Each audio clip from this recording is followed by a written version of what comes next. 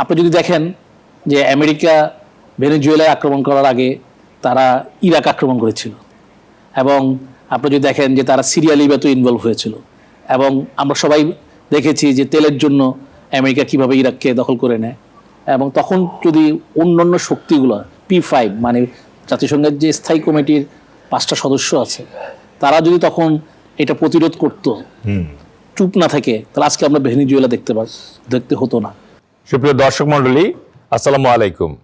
আমি মেজর অবসরপ্রাপ্ত del H খান আপনাদের সবাইকে স্বাগত জানাচ্ছি আমাদের নিয়মিত আয়োজন মুক্তির কথায়।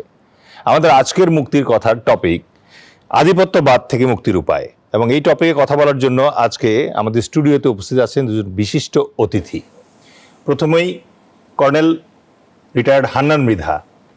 আসসালামু আলাইকুম স্যার। আসসালামু আলাইকুম। এবং আমাদের সাথে আছেন doctor M.A. Rashid, professor, north south বিশ্ববিদ্যালয়। আপনাদের দুইজনকে স্টুডিওতে স্বাগত জানাচ্ছি। Thank you. আমাদের আজকের আলোচনা মূলত দুটি বিষয় নিয়ে। প্রথমে আমরা আলোচনা করার চেষ্টা করব ভেনেজুয়েলাতে ইউএসএ যে আক্রমণ করলো এ ব্যাপারে কি ধরনের প্রতিক্রিয়া বিশ্বব্যাপী হতে যাচ্ছে এবং বাংলাদেশে। আর একই সাথে আমরা এরপরে আলোচনা করার চেষ্টা করব আমাদের সবার প্রিয় খেলোয়াড় মোস্তাফিজুর রহমান, তাকে ভারত থেকে প্রায় তাড়িয়ে দেওয়া হয়েছে, এবং এই ব্যাপারে আমাদের প্রতিক্রিয়া নিয়ে আলোচনা শুরু করতে চাই ডক্টর M.A. রশিদ আপনার মাধ্যমে। আমরা সবাই জানি যে বর্তমান বিশ্বে আন্তর্জাতিক যে রীতিনীতি আছে তার প্রেক্ষিতে একটা স্বাধীন সার্বভৌম রাষ্ট্রকে আরেকটি সুপার পাওয়ার দ্বারা আক্রান্ত হওয়ার ঘটনা অভাবনীয় না হলেও আন্তর্জাতিক নর্ম অনুযায়ী এটা আমরা মেনে নেই না, এবং এই ব্যাপারে জাতিসংঘের স্পষ্ট বিধিনিষেধও আছে। কিন্তু তারপরেও আমরা যদি ইতিহাস থেকে দেখি, আমরা দেখব যে ইরাকে, লিবিয়াতে, পানামায়, হাইতিতে, আফগানিস্তানে এবং ইরানে আমেরিকা উপর্যুপরি ডিকেডের পর ডিকেড এই ধরনের হেজিমনি প্রকাশ করছে, কখনো প্রক্সি দ্বারা, কখনো স্যাংশন দ্বারা, এবং কখনো কখনো ভেনেজুয়েলার মতো সরাসরি আক্রমণ করে ভেনেজুয়েলার প্রেসিডেন্ট মাদুরো এবং তার স্ত্রীকে অপহরণের মাধ্যমে। এরকম একটা প্রেক্ষাপটে আপনি যদি জিও পলিটিক্যালি আমাদেরকে একটু আপনার ইনসাইটটা শেয়ার করেন। বিসমিল্লাহির রহমানির রহিম। ধন্যবাদ আপনাকে, ধন্যবাদ নিউজ 24কে আমাকে আমন্ত্রণ করার জন্য। আমেরিকা ভেনেজুয়েলায় আক্রমণ করার আগে তারা ইরাক আক্রমণ করেছিল, এবং আপনি যদি দেখেন যে তারা সিরিয়া লিবিয়াতে ইনভলভ হয়েছিল, এবং আমরা সবাই দেখেছি যে তেলের জন্য আমেরিকা কিভাবে ইরাককে দখল করে নেয়। এবং তখন যদি অন্যান্য শক্তিগুলো P5 মানে জাতিসংঘের যে স্থায়ী কমিটির 5টা সদস্য আছে, তারা যদি তখন এটা প্রতিরোধ করত, চুপ না থাকে, তাহলে আজকে আমরা ভেনেজুয়েলা দেখতে হতো না। একই রকম ঘটনা ঘটলো লিবিয়ার ক্ষেত্রে, যেখানে গাদ্দাফিকে ফল করানো হলো, সাদ্দামের ক্ষেত্রে ইরাকে, এবং একই রকম ভাবে ভেনেজুয়েলার ক্ষেত্রে হলো। এবং প্রতিটা ক্ষেত্রে তেল দেখা যাচ্ছে যে একটা বড় সমস্যা হয়ে দাঁড়িয়েছে। তো ওই যে আমাদের প্রাচীন যে প্রবাদ আছে যে আপনা মাংসে হরিণা বৈরী, তো তাহলে কি সম্পদ থাকাটা অভিশাপ ছোট রাষ্ট্রের জন্য? আমি ছোট রাষ্ট্র বলবো না, আমি বলবো যারা দুর্বল রাষ্ট্র, সামরিকভাবে দুর্বল যারা, তাদের জন্য এটা আসলে অভিশাপ হয়ে দাঁড়িয়েছে। আর যারা সামরিক, যারা সবচেয়ে ছোট রাষ্ট্র বলা হয় ইসরায়েলকে, ও ইসরায়েলের আমেরিকার সাথে তার দহরম মহরমের জন্য ইসরায়েল দেখেন এমন কোনো আগ্রাসন নেই, সে করে যাচ্ছে না। তো যদি আপনার সামরিক শক্তিশালী হয়, সামরিক বাহিনী শক্তিশালী হয়, দেশ যদি নিজের সবরেন্টি রক্ষা করার জন্য প্রস্তুত থাকে, তাহলে এইসব আগ্রাসন আসলে হয় না। এই ঠিক এখানে আপনার কাছে আবার ব্যাক করবো, খুবই ইন্টারেস্টিং একটা অংশে আমরা আছি। আমরা এখন কর্নেল হান্নান মৃধা স্যারের কাছে যেতে চাই। স্যার, মিলিটারি ক্যাপাসিটি যদি থাকে, তাহলে ছোট রাষ্ট্র হয়েও ইসরায়েলের মতো রাষ্ট্র দাপটের সাথে বিশ্বে চলতে পারে, ফিরতে পারে, যেটা আমাদের প্রফেসর M.A. রশিদ কেবলই বললেন। একই আদলে আবার যদি সামরিক শক্তিতে দুর্বলতা থাকে, তাহলে এরকম রিসোর্স যদি থাকে, তেলের মতো রিসোর্স যদি থাকে, তাহলে কিন্তু বারবার সুপার পাওয়ারদের দ্বারা আক্রান্ত হওয়ার আশঙ্কাও থাকে। বাংলাদেশও একটা বিশাল রাষ্ট্র দ্বারা 3 দিক দিয়ে ঘিরে আছে, এবং তারা সাম্প্রতিককালে বেশ আধিপত্যবাদ প্রকাশ করার চেষ্টা করছে। আমরা কি সামরিকভাবে যথেষ্ট শক্তিশালী? Thank you very much. আসসালামু আলাইকুম। আমেরিকা তো ডেফিনেটলি, সবাই আমরা বলি যে বৃহৎ রাষ্ট্র, কোন দেশের প্রেসিডেন্ট কে হবে এটা তারা নির্ধারণ করে দেয়। ইসরায়েল ছোট দেশ হলেও ইসরায়েলকে কিন্তু ব্যবহার করে আমেরিকা। রাইট। ইসরায়েলের সম্পদের মধ্যে কি আছে, সমস্তগুলো যারা মানে ট্যালেন্টেড লোকগুলো কিন্তু ইসরায়েলের, বৈজ্ঞানিকগুলো সব ইসরায়েলের কিন্তু ওই যে আমেরিকার যে সিনেটের মেম্বারগুলো আছে এ সবগুলো কিন্তু ইসরায়েলের, ইহুদি So, background. ইহুদি সব ব্যাকগ্রাউন্ড এদের। President of America Regan very powerful ছিল এক সময়, এবং সে কিন্তু অনেকে তাকে বলে যে he was an actor. Colonel Gaddafi কিন্তু তাকে বলেছিল যে you are a second class actor, I am a revolutionary leader. Okay. এই কথার খেসারত তাকে কিন্তু দিতে হয়েছিল অনেক পরে, but he said it. Number two, Soviet Union fall করে গেল, তখন রাশিয়ার যে প্রেসিডেন্ট ছিল সোভিয়েত ইউনিয়নের যিনি ছিলেন, উনি কিন্তু হি ওয়াজ এ ভেরি ট্যালেন্টেড লোক। তারপর গর্বাচেভ, সেই গর্বাচেভ কিন্তু পেরেস্ট্রয়কা করেছিলেন, এবং অনেকেই তাকে বলে যে আমাদের যে একজন নামকরা বৈজ্ঞানিক ছিলেন যিনি, ওনার একটা কুকুর ছিল, তো কুকুরটাকে উনি বাইরে যাওয়ার আগে রেখে যেত দরজার ভিতরে, যে ওনার ওই লেখাগুলো সব যেন সে পাহারা দিয়ে রাখে।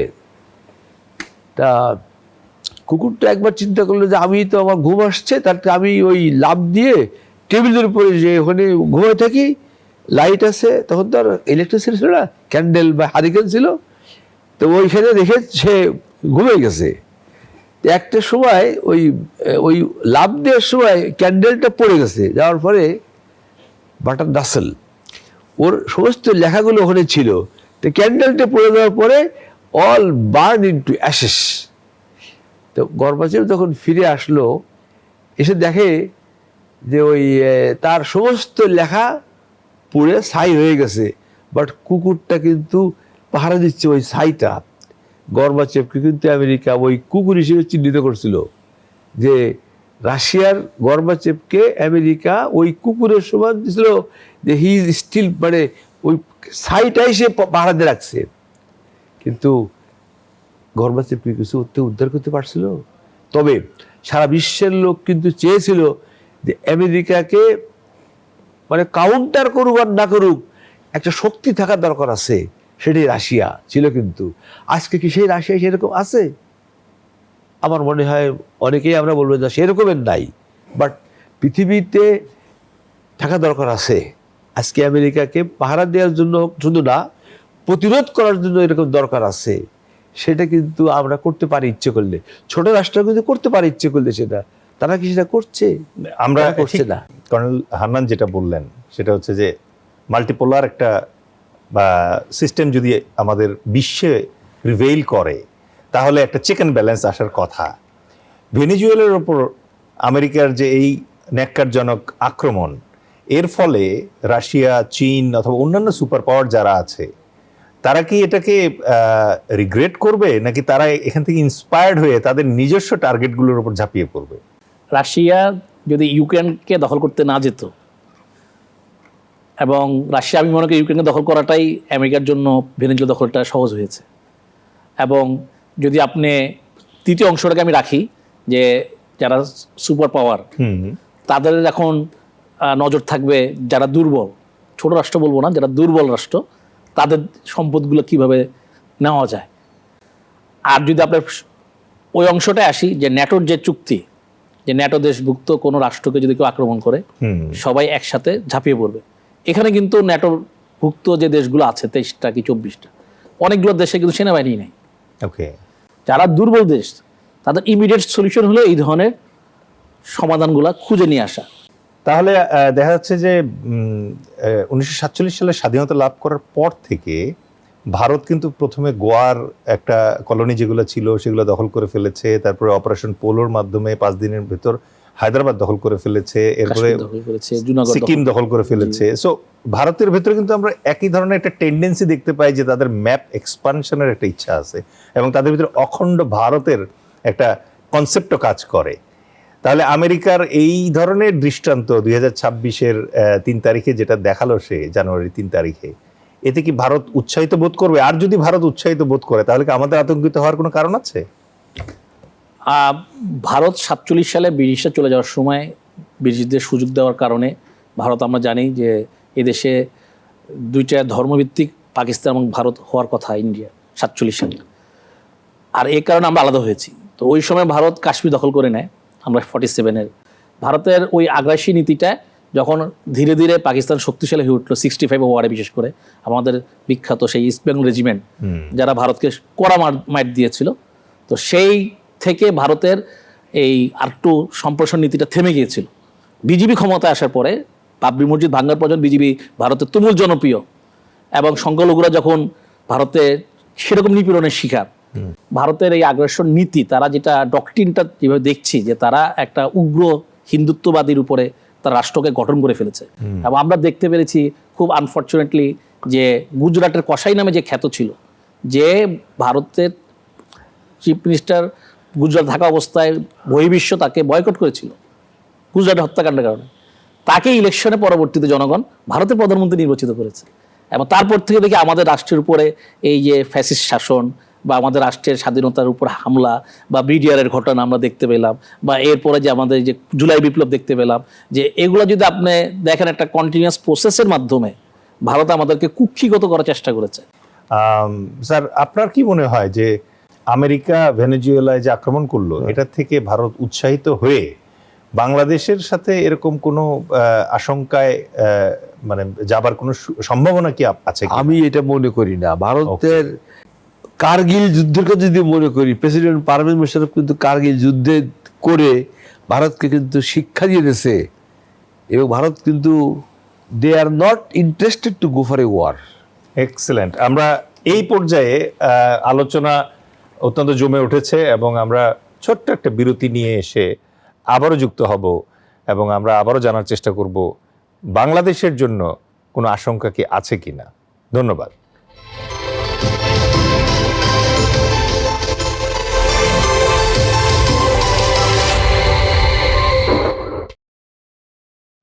সুপ্রিয় দর্শক মণ্ডলী, আবারও আপনাদের আমন্ত্রণ জানাচ্ছি আমাদের মুক্তির কথায়। আলোচনা যেখানে ছিল, আমরা বাংলাদেশ কি আমাদের প্রতিবেশীদের দ্বারা কোনো কারণে হুমকির সম্মুখীন কিনা বলছিলেন কর্নেল হান্নান মৃধা।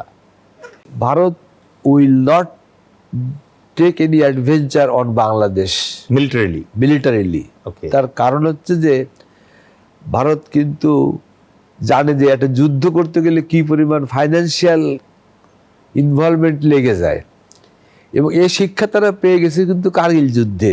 কুয়েত দখলের সময় সাদ্দাম হোসেনকে কিন্তু আমেরিকা বলেছে, this high time for you capture Kuwait, allowed him to do it. On the other hand, ওই কুয়েতের আমিরকে কিন্তু বলেছে যে they are going to launch attack on you, you take shelter. Saddam হোসেনকে যখন আমেরিকা বলেছে high time for you to capture, তখন কিন্তু সাদ্দাম হোসেন যদি সত্যি ইন্টেলিজেন্ট হতো, সে কিন্তু ওই কুয়েতের সাথে সাথে সরাসরি সে সৌদি আরব অ্যাটাক করে ফেলতে পারত। তাহলে কিন্তু the war scenario in the world would have been different. Definitely. খালি বলতো যে ওকে ফাইন দিয়েই বলতো যে ইলেকশন এখন ভোটাভুটি হয়ে যাবে, কে রুল করবে দেশ। সৌদি আরবের তখন ওই ইউএলা যারা যে আজকাল রুল করে তারা পারতো না, কারণ মানুষ কিন্তু চাইতে চায়। ঠিক একইভাবে কিন্তু এই যে গাদ্দাফির লিবিয়াটাকেও কিন্তু এই কাজটাই করেছে। Iron when it is hot. Exactly. আমরা লিবিয়ার প্রসঙ্গটাতে আসবো। Doctor M A Rashid, colonel Hannan যে অংশটাতে টাচ আপন করলেন, একটা হচ্ছে যে মাদুরোর ব্যাপারে একটা ইন্টারেস্টিং কনস্পিরেসি থিওরির উনি হিন্ট করলেন, প্লাস সাদ্দামের ক্ষেত্রে যে ডাবল রোলটা প্লে করছে ইউএসএ।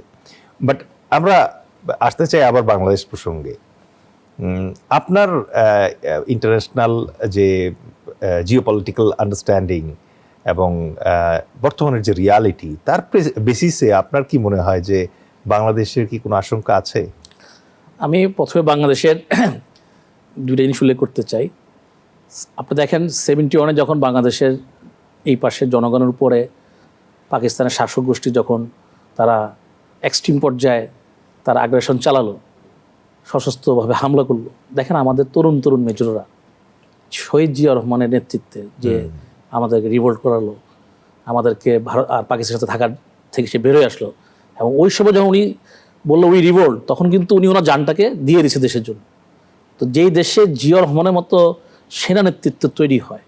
এবং পরবর্তীতে যে আমরা যদি দেখি যে আবার যখন শেখ হাসিনার বা শেখ মুজিবের দুঃশাসন, এই সেনাবাহিনী থেকেই আমাদেরকে রক্ষা করার জন্য, জনগণ রক্ষা করার জন্য এগিয়ে আসলো। আবার দেখেন যখন এরশাদের মতো যখন সে আমাদের এখানে অপশাসন চালু করলো, সেনাবাহিনী কিন্তু জনগণের পাশে থেকেছে। এবং সেনাবাহিনী যখন জনগণকে পালসটা বুঝতে পারে, 5ই আগস্ট হলো সেটার শেষ প্রমাণ যে আমাদের সশস্ত্র বাহিনী কিন্তু, সশস্ত্র বাহিনী কিন্তু আমাদের সাথে থেকে গেছে। এবং আপনি যদি দেখেন, ভারত যখন বড়ই বাড়ি আমাদের জেনারেল সত্ত্বেও ফজলুর রহমান সাহেব যখন উনি পিডিআর ডিজি ছিলেন, বা আমাদের জেনারেল শাকিল যখন সেক্টর কমান্ডার ছিলেন ওই সাইডের বড়বাড়ির, তখন ভারতের অনেক সেনা বাংলাদেশে আগ্রাসন চালাতে এসে এদের কাছে পরাজিত হয়েছে। ভারত যদি এতই নিজেদেরকে শক্তিশালী এবং হ্যাডোমালা যদি তারা নিজেকে মনে করতো, তাহলে তারা ওই সময় আক্রমণ করে বসতো। বাট কর্নেল হান্নান আমি আসতেছি, বলেছেন যে military is not an option. আমি আসতেছি, what of the other option? এই আদার অপশন আসতেছি। এক্স্যাক্টলি। তো তারা মিলিটারিলি বাংলাদেশে ঢুকবে এই সাহস মনে হয় না ভারতের আছে। তাদের আরেকটা আশঙ্কা থাকবে, যদি বাংলাদেশে তারা ধরেন কোনো ধরনের সার্জিক্যাল অ্যাটাক করে, যে এখানে একটা গেম খেললো কাশ্মীরের মতো, যে বাংলাদেশের লোকেরা ওখানে হস্তক্ষেপ করেছে, তারা এখন সার্জিক্যাল অ্যাটাক করবে বা অমুক লোককে ধরে দেন, এইটা ভারত করতে পারে। এটা পাকিস্তানের ক্ষেত্রে তারা করেছে, তাদের এটা পুরান পলিটিক্স। তো এইটা করলে তারা যেটা হবে যে আমরা সামরিক ক্ষতিগ্রস্ত হলো, লং টার্ম ক্ষতিগ্রস্ত ভারত হবে। কারণ আপনি দেখেন ভারত কিন্তু বাংলাদেশের চারদিকে তার 10,000 সৈন্যও নেই। আমাদের এই দেশের ভিতরে ঢুকতে হলে তাকে, আপনি জানেন যে এয়ার স্ট্রাইক দিয়ে, মিসাইল স্ট্রাইক দিয়ে একটা দেশ কিছু করা যায় না ক্ষতিগ্রস্ত ছাড়া। কিন্তু বাংলাদেশ যে লং টার্ম যে ভারতের শত্রুতে পরিণত হবে, যেটা আমরা চাই না, আমরা চাই যে সুসম্পর্ক রাখতে, সেইটা ভারত এখানে বিলিয়ন বিলিয়ন ডলার, একটা গরিব দেশ, যে দেশে 70% লোক না খেয়ে থাকে বা ক্ষুধায় তাড়নায় থাকে, যে দেশে টয়লেট নাই, এরকম একটা গরিব দেশ বাংলাদেশকে পাকিস্তানের মতো শত্রু বানাবে, যে বাংলাদেশের এখন তো তাদের পক্ষে কথা বলার লোক আছে।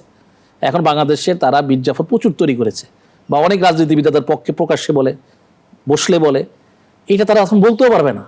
তারা এইভাবে হেজিমনি দেখিয়ে তারা আওয়ামী লীগকে হারিয়েছে।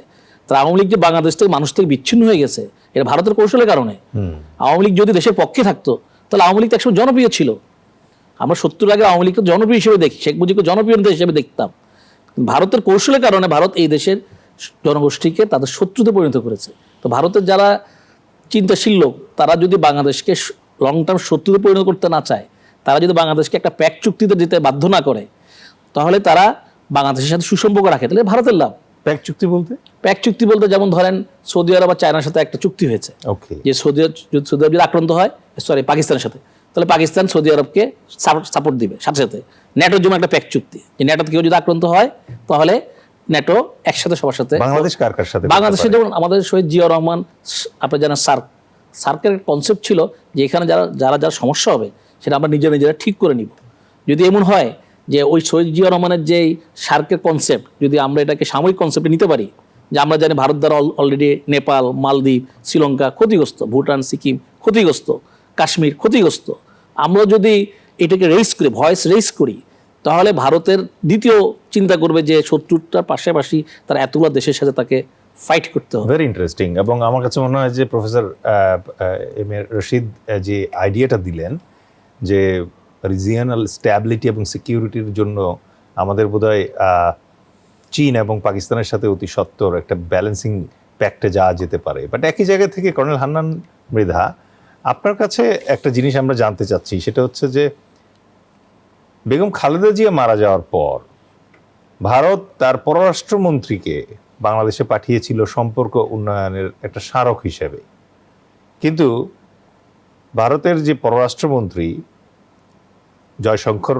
সাহেব, উনি বাংলাদেশ থেকে ভারত ফিরে যেতে না যেতে অলরেডি ভারতে যে ক্রিকেট টুর্নামেন্ট চলছে, ফ্র্যাঞ্চাইজিস ক্রিকেট টুর্নামেন্ট, সেখানে কলকাতায় আমাদের একজন ক্রিকেটার মোস্তাফিজুর রহমান, তার নিরাপত্তা ইস্যু মুখ্য হয়ে উঠল, এবং ভারতের একটা উগ্রবাদী সংগঠন বলল যে মোস্তাফিজ অথবা আর কোনো মুসলিম প্লেয়ার ভারতে, বাংলাদেশি প্লেয়ার ভারতে খেলতে পারবে না। আপনার কি মনে হয় এতে আমাদের দুই দেশের ভিতরের সম্পর্কের উষ্ণতা আবার চিরতরে চলে যাচ্ছে? অ্যাকচুয়ালি এটা আমি ওইভাবে দেখি না। আমি মনে করি যে Mustafiz has brought A panic in the mind of the Indian players, very simply বলতেছি, 12 কোটি না কতটা কোটি টাকা দিয়ে কিনছে না তাকে? হ্যাঁ, 6.5 কোটি টাকা দিয়ে। আচ্ছা, 9 কোটি টাকা। 9 কোটি টাকা, 9 কোটি টাকা তাকে কিনেছে। এই মুস্তাফিজের তো ইসলাম সাতক্ষীরা, একেবারে সে গ্রামের একটা ছেলে, তাকে তুলে নিয়ে আসার পরে ওর তো বিদেশিরা ওকে ডাকতো মিস্টার ফিজ, মুস্তাফিজকে বলতো ফিজ বলে ডাকতো তারে। তা একদিন আমি মানে শেখ হাসিনা তখন ওই তার ক্যাবিনেটে কথা বলার সময় সে বলতেছিল যে মুস্তাফিজ যত টেকনিক জানে ওকে বলে দাও ওদের সব খেলায় সব টেকনিক ব্যবহার না করে, তাহলে ওরা জেনে যাবে। মানে যেভাবেই হোক তার ভিতরে কিন্তু এই দেশপ্রেমটা এসে গেছিল শেখ হাসিনার। সে বলছিল যে ওদের সব টেকনিক সব জায়গায় ব্যবহার না করে। অ্যাকচুয়ালি হি ইজ র মানে কি কাঁচা ছেলে, সে টেকনিক বানাই ফেলছে যে, যার ফলে তারা কিন্তু ওইভাবে তারা নিয়ে গেছিল। ভারত কিন্তু কখনই মুস্তাফিজকে আর বেড়ে উঠতে দেয় নাই, যেভাবে কাজী নজরুল ইসলামকে ইন্ডিয়া, মানে ইভেন আমি যদি বলি রবীন্দ্রনাথ ঠাকুরও কাজী নজরুল ইসলামের এগেনস্টে ছিল। তার কারণ 100 মার্কের পরীক্ষার মধ্যে 10 মার্ক যদি থাকে বিদ্রোহী কবিতা, কাজী নজরুল ইসলাম 100 মার্কের মধ্যে 90 মার্ক পাইছে, কিন্তু 10 মার্ক ওই বিদ্রোহী কবিতা, সেইটা কিন্তু কাজী নজরুল ইসলাম পাইছে, রবীন্দ্রনাথ ঠাকুর পায় নাই। বাট আমরা দর্শকরা যেটার ব্যাপারে আগ্রহী সেটা হচ্ছে যে মোস্তাফিজের কারণে কি দুই দেশের সম্পর্ক আবার সংকটে চলে যাচ্ছে কিনা? সংকটে যাবে না, ওরা বাংলাদেশকে একটু প্রেসারে রাখার চেষ্টা করছে, এই কারণে যাতে বাংলাদেশ নত হওয়ার চেষ্টা করে। বাট বাংলাদেশ কিন্তু রাষ্ট্রীয় পর্যায় থেকে অলরেডি ডিক্লারেশন দিয়েছে যে তারা ভারতে খেলতে যাবে না, এবং ওদের খেলা দেখবেও না, পরিষ্কার কথা। সম্প্রচারও বন্ধ। আমি বলবো যে ডক্টর মোহাম্মদ ইউনূস স্যারের এই যে he is a military man, but the military under him, that he has exploited it, that's all, very simple it I think. Not necessary that he has to be a gunman, সে gun fire করবে, no, the guns, মানে the guns are with him, with the army, navy, air force, police যত আছে না কেন, that is his strength.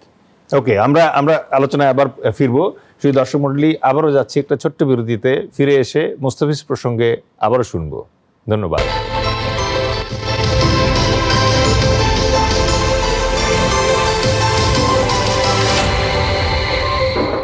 সুপ্রিয় দর্শক মণ্ডলী, আবারও আপনাদের স্বাগত জানাচ্ছি মুক্তির কথায়। আজকে আমরা কথা বলছিলাম আধিপত্যবাদ নিয়ে এবং কিভাবে আধিপত্যবাদ থেকে মুক্তি পাওয়া যেতে পারে। আমরা ছিলাম মুস্তাফিজ প্রসঙ্গে, এবং মুস্তাফিজ প্রসঙ্গে এখন আমি প্রফেসর এম এ রশিদের কাছে আসতে চাচ্ছি। মুস্তাফিজ যদি নিরাপদ না থাকে এবং মুস্তাফিজকে যদি বাংলাদেশে ফেরত পাঠানো এতটা জরুরি হয়ে থাকে ভারতের জন্য, হাসিনাকে কেন নয়? চমৎকার কোশ্চেন। আমরা মুস্তাফিজ নিয়ে আমি প্রথম বলতে চাই এখানে যে ভারত তার যে পররাষ্ট্রনীতি সব জায়গায় ব্যর্থ হচ্ছে, তারা মনে ভেবে দেখছে না। কারণ তাদের পররাষ্ট্রনীতি নেপাল, শ্রীলঙ্কা, মালদ্বীপ, সুদূর কানাডা, ইভেন আমেরিকা, ম্যাজিক চলে গেছে। হ্যাঁ, তারা সবসময় যেন একটা ধর্মকে আঁকড়ে রেখে উগ্রতা দেখিয়ে তারা তাদের রাজনীতিটা করতে চায়। মুস্তাফিজ আসলে রাজনীতির শিকার ভারতের, তাদের ধর্মভিত্তিক উগ্রতাবাদী এবং নিপীড়নের রাজনীতি যেটা তারা করে তার শিকার। কারণ দেখেন, আমরা যে সময় চাচ্ছি যে ভারত বাংলাদেশকে সমতা ভিত্তিতে একটা সুসম্পর্ক করে তুলবে, প্রতিবেশী রাষ্ট্রকে তারা সুসম্পর্ক ভিত্তিক সমতা ভিত্তিতে, জাতিসংঘের নিয়মকানুন ভিত্তিতে তারা আমাদেরকে রাষ্ট্র হিসেবে মর্যাদা দিবে, তারা আমাদেরকে মেনে নেবে। সেই সময় তারা একের পর এক যেন তারা প্ল্যান করে রেখেছে তার নিজের দেশকে বিশ্বব্যাপী তাদের পচিয়ে দিবে, তারা রোটেট হয়ে যাচ্ছে।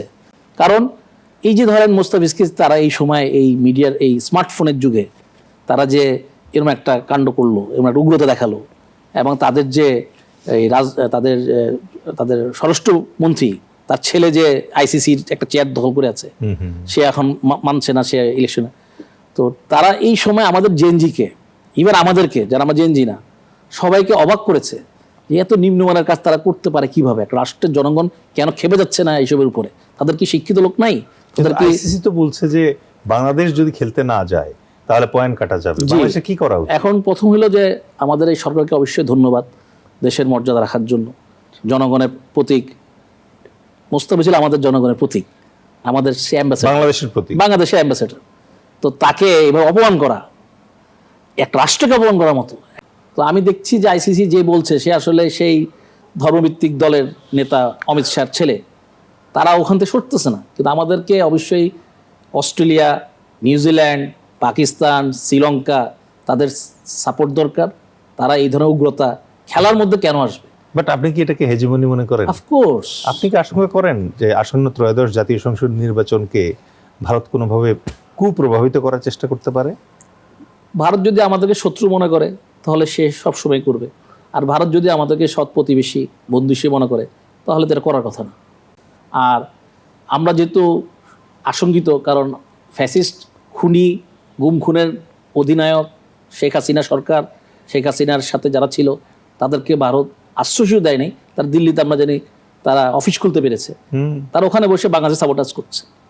তো বাংলাদেশে একটা রাষ্ট্র হিসেবে তো বলবেই যে তুমি আমার ফাঁসির আসামিকে তুমি বের করে দিচ্ছ না আমরা চাওয়ার পরে, আর তুমি অ্যাম্বাসেডর বা খেলার প্রতীক, তারুণ্যের প্রতীক, যেখানে সবাই আমরা একসাথে ধর্মবিহীন যে কোনো মানুষ এখানে আনন্দ নেয়, তার আনন্দটা সে সবার সাথে শেয়ার করে, এমন একটা আনন্দ পরিবেশ নষ্ট করার জন্য একজন খেলোয়াড়কে বেছে নিল, এটা আসলে বিস্ময়কর।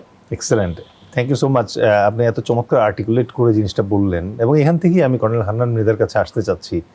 স্যার, সামনে যে আমাদের আসন্ন ত্রয়োদশ জাতীয় সংসদ নির্বাচন হবে, এবং সেই নির্বাচনে ইতোমধ্যে প্রফেসর রশিদ যেটা বললেন তার প্রেক্ষিতে বোঝা যাচ্ছে যে ভারতের যে আধিপত্যবাদ, এটার একটা বহিঃপ্রকাশ আসন্ন নির্বাচনও হতে পারে। আপনিও কি একই ধরনের আশঙ্কা করেন? অ্যাকচুয়ালি ভারতের টনকটা নড়েছে বেশি ডক্টর মোহাম্মদ ইউনূসের আবির্ভাবের পরেই। তার কারণ ডক্টর মোহাম্মদ ইউনূস, তারা যে পরিমাণ তাকে ঘৃণা করে, যে অসুরের মূর্তির জায়গায় তার মুখ বসিয়েছে গত দুর্গাপূজায়। এটা কিন্তু তাদের দৈন্যতা, এটা দৈন্যতা। কারণ ভারতেরও কিন্তু একজন লোক নোবেল প্রাইজ পুরস্কার কবীরনাথের পরে কিন্তু পেয়েছেন, অমর্ত্য সেন। আমি ওখানে বেড়াতে যে দেখলাম ওনার বাড়িটা গেটে তালা মেরে রেখে দিয়েছে যাতে কেউ ঢুকতে না পারে। আমি জিজ্ঞেস করলাম ইন্ডিয়ানদেরকে পশ্চিমবাংলায়, আচ্ছা এটা আপনারা ওনার বাড়িটা ঘিরে এসেছিল, আমরা দেখতে আসছি বাংলাদেশ থেকে, ওনার বাড়িটা দেখবো। উনি একজন নাম করা ব্যক্তিত্ব, যিনি বলেছিলেন, উনি এবং ওদের প্রধানমন্ত্রী ছিলেন এই যে কংগ্রেসের পক্ষ থেকে, ওদের নামটা কি? প্রণব মুখার্জি না, প্রণব প্রেসিডেন্ট ছিলেন উনি। যে আপনাদের প্রধানমন্ত্রী ছিলেন ওদের, নামটা ভুলে যাচ্ছে আমি। উনি বলছিলেন ভারতের সাথেই বাংলাদেশের অর্থনৈতিক উন্নতি হওয়া দরকার। এই কথাটা কিন্তু সাধারণত ওরা বলতে চায় না, বাট উনি কিন্তু কথাটা বলছিলেন, মনমোহন সিং বলছিলেন যে ভারতের স্বার্থেই বাংলাদেশের অর্থনৈতিক উন্নতি হওয়া প্রয়োজন আছে। এই যে কি আমাদেরকে উন্নতি হতে দিবে না, আমি সেই কথাটাই বলছি। এই যে রঞ্জিত মল্লিক আছে না, ভারতের একজন নায়ক, হ্যাঁ নাম করা, উনি কি বলছে? পশ্চিম বঙ্গের জনপ্রিয় অভিনেতা রঞ্জিত মল্লিক বলেন, যুগে যুগে হাদিজের জন্ম হয়তোবা কাজী নজরুল ইসলামের বিদ্রোহী কবিতা লিখে গিয়েছে, এই যে ওদের জন্য কিন্তু করে গেছে। বলছে সে কথাটা, এজন্য এক মহানায়কের আবির্ভাব আবার তার বিদায় হয়েছে, ইতিহাসে হয়েছে জিনিসটা। প্রণব মুখার্জি নাম করা পলিটিশিয়ান ছিল নিশ্চয়ই ভারতের, এবং উনি কিন্তু কংগ্রেসেরই ছিলেন, কিন্তু উনি কিন্তু কোনোদিন প্রধানমন্ত্রী হতে পারেন নাই। তার কারণ 13 মিনিটের জন্য উনি কংগ্রেস থেকে পদত্যাগ করেছিলেন, যার ফলে ইন্দিরা গান্ধী এবং তারপরে দলের লোকেরা প্রণব মুখার্জিকে প্রেসিডেন্ট বানাইছে, কিন্তু প্রধানমন্ত্রী কিন্তু বানায়নি। আমাদের কি ভয় পাওয়ার কিছু আছে এটা? এর জন্য ভারতের আধিপত্যবাদের প্রেক্ষিতে, ভারতের আধিপত্যবাদের ভিত্তিতে কেন বলছি কথাটা, আমি আমাদের বাংলাদেশের ওই যে হুমায়ুন মোস্তফা, তারপরে যে তৌকির, আরো যারা নায়িকারা আছে, ওই যে যারা এরা 10-12 জন যারা ইন্ডিয়ায় গেছিল, এটা জাস্ট প্লে করার জন্য। তা ওদের অভিনয় এত সুন্দর হয়েছিল যে ওরা খুব মুগ্ধ হয়ে গেছিল। তখন আমাদের পক্ষ থেকে যে গেছিল সবার কি বলে মেয়েটার, যে তার হাজবেন্ডের নাম হচ্ছে হিন্দু, যে পুলিশের নামটা আমি, যাই হোক, উনি বললেন যে দাদা আমরা যে বাংলাদেশ থেকে আসলাম, অভিনয় করে গেলাম, কিছু বললেন তো আপনারা? তা সে বলেছিল যে আপনারা পদ্মার পবিত্র জল অপবিত্র গঙ্গায় ঢেলে দিয়ে গেলেন। এখানে কিন্তু ওদেরই কথা, এটা ওদেরই কথা। আমি এই কথা কেন বলছি কথাটা, আমি 71 তো গেছি ইন্ডিয়াতেও ট্রেনিং করতে, যে দেখেছি ওরা আমাদেরকে তখন কিন্তু যথেষ্ট সময় করতো, এই জন্য যে Pakistan will be divided into 2, east Pakistan হবে বাংলাদেশ আর ওয়েস্ট হয়ে যাবে, ওটা তারা চেয়েছিল। They wanted to break us like that. কারণ তারা জানে যে ভাগ হয়ে গেলে পাকিস্তানের পক্ষে, ইন্ডিয়ার পক্ষে যুদ্ধ করা সহজ হবে। কিন্তু ইন্ডিয়া একটা জিনিস কিন্তু ভুল করে ফেলছে, সেটা কি, যে ওরা ভুলে গেছে যে enemy of my enemy will be my friend. ওরা চাইছে যে ভাগ হয়ে যাক, কিন্তু একসময় যে ওরাও আমাদের বন্ধু হয়ে যেতে পারে এটা কিন্তু ওরা বুঝতে পারে নাই। মানে ইলেকশনে কি আমাদের কোনো মানে ঝামেলা করতে পারে? ঝামেলা মানে ওরা তো চেষ্টা করবে যাতে করে ওরা তো, যেহেতু ওরা they have a support for Awami League, সঙ্গত কারণে থাকতে পারে সেটা, আমি সেটার জন্য কোনো বাধাগ্রস্ত করি না এই জন্যই। তবে আমি মনে করি বাংলা, ইভেন আওয়ামী লীগের লোক যারা আছে তাদেরও উচিত টু আন্ডারস্ট্যান্ড যে আমাদের দেশের নাম বাংলাদেশ, ভারত না। ধন্যবাদ, অসংখ্য ধন্যবাদ। Very simple thing. আমরা অনুষ্ঠানের প্রায় শেষ পর্যায়ে এসেছি। ডক্টর রশিদ, আপনি যদি 2 মিনিটে একটু সামারাইজ করার চেষ্টা করেন যে এই যে আধিপত্যবাদ ভারত শো করছে এবং সামনে ইলেকশন, এই ইলেকশনে আমাদের কি ব্যাপারে সচেতন থাকা উচিত? আমি প্রথম বলবো যে আমাদের রাজনীতিবিদদের মধ্যে যারা বিশ্বাসঘাতক বা দেশের মধ্যে ঘাপটি মেরে থাকা, অন্য দেশের পারপাস সার্ভ করে, এদেরকে আমাদের গোয়েন্দা সংস্থা যেন বের করে নিয়ে আসে এবং তাদেরকে যেন, তারা যদি জড়িত থাকে তাদেরকে আইনের আওতায় নিয়ে আসে এবং ডোর টু ডোর তারা যেন পাহারা দেয়। আমরা আমাদের গোয়েন্দা সংস্থার প্রতি কনফিডেন্স রাখতে চাই, সম্মান রাখতে চাই, যে তারা বাংলাদেশের যে কোনো হাদির মতো ঘটনা যেন না হয়। এবং এই হাদির মতো ঘটনা রোখার জন্য আমাদের গোয়েন্দা সংস্থা ক্যাপাবল। আপনি জানেন আমাদের পুলিশ, সিকিউরিটি শুরু করে ডিজিএফআই, এনএসআই, তারা আসলে ক্যাপাবল। পলিটিশিয়ানদের কারণে তারা তাদের সিদ্ধান্ত তারা ঠিকমতো নিতে পারে কি না, এটা বিগত ইতিহাসে আমরা দেখে এসেছি এই সমস্যা হয়। তো যদি সরকার যদি আন্তরিক থাকেন, সরকার যদি ন্যায়নিষ্ঠ থাকে এবং সরকার যদি আমাদের সিকিউরিটিকে প্রায়োরিটি দেয় এবং সিকিউরিটি যদি আমাদেরকে এখান থেকে ইলেকশন হওয়ার জন্য যা যা করার, আমি আশা করি তারা সব করছেন। এবং আমি আমাদের সুনামধন্য বা আমাদের গর্বের প্রতীক সেনাবাহিনী মাঠে আছেন, আমি তাদের প্রতি আস্থা রাখতে চাই। আল্লাহর প্রতি আস্থার সাথে সাথে এই সেনাবাহিনী আমার ধারণা আমাদের যে কোনো আগ্রাসনের চক্রান্ত রুখে দিবেন এবং আমাদের গোয়েন্দা সংস্থা রুখে দিবেন। এবং আমাদের ফলাফল হিসেবে আমরা শেষে বলতে চাই, ভারতকে অনুরোধ করতে চাই বাংলাদেশকে সৎ প্রতিবেশী হিসেবে দেখতে। বাংলাদেশকে তারাই প্রমাণ করুক, কারণ তারা আমাদের দ্বারা অনেক উপকৃত। এই দেশে 2019 সালে আপনি জানেন 30 লক্ষের উপর লোক চিকিৎসা করতে ভারতে গিয়েছে এবং বিলিয়ন বিলিয়ন ডলার বাংলাদেশ থেকে তারা এই উপকৃত হচ্ছে। আমাদের দেশে অর্থনীতির বিরাট অংশের লাভবান ভারত হচ্ছে। আমাদের দেশে তাদের লক্ষ লক্ষ লোক কর্মসংস্থান হয়েছে এবং আপনি যদি ভালো করে খবর নেবেন দেখবেন যে তাদের ভিসাও তারা ঠিকমতো নেই। তো যেখানে ভারত বাংলাদেশ দ্বারা সবসময় তারা বেনিফিশিয়ারি, সবসময় উপকৃত, তারা আমাদের খুনিদেরকে ফেরত দিবেন, তারা আমাদের সাবোটাজ করা থেকে দূরে থাকবেন।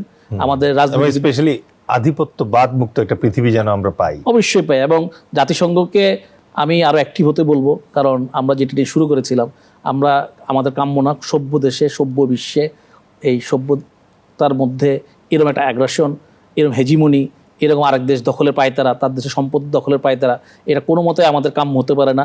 এবং আমেরিকার মতো একটা সভ্য দেশ বা আমেরিকার মতো একটা সুশিক্ষিত দেশ, তাদের জনগণকে এটা খবর রাখতে হবে যে তাদের রাজনীতিবিদরা যেন অন্য দেশে আগ্রাসন না চালায়। ধন্যবাদ প্রফেসর এম এ রশিদ এবং অসংখ্য ধন্যবাদ কর্নেল হান্নান মৃধা, একজন মিলিটারি এক্সপার্ট এবং আরেকজন ইন্টারন্যাশনাল রিলেশনশিপ এক্সপার্টস। তাদের সহযোগে আমাদের আজকের আলোচনা এবং আমাদের আজকের মুক্তির কথা যে প্রাণ পেয়েছিল, সময়ের অভাবে আজকে আমাদের শেষ করতে হচ্ছে।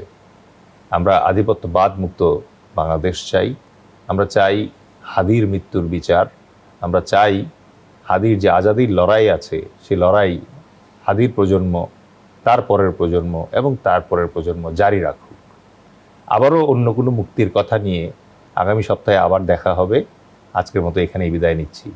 আসসালামু আলাইকুম, আল্লাহ হাফিজ।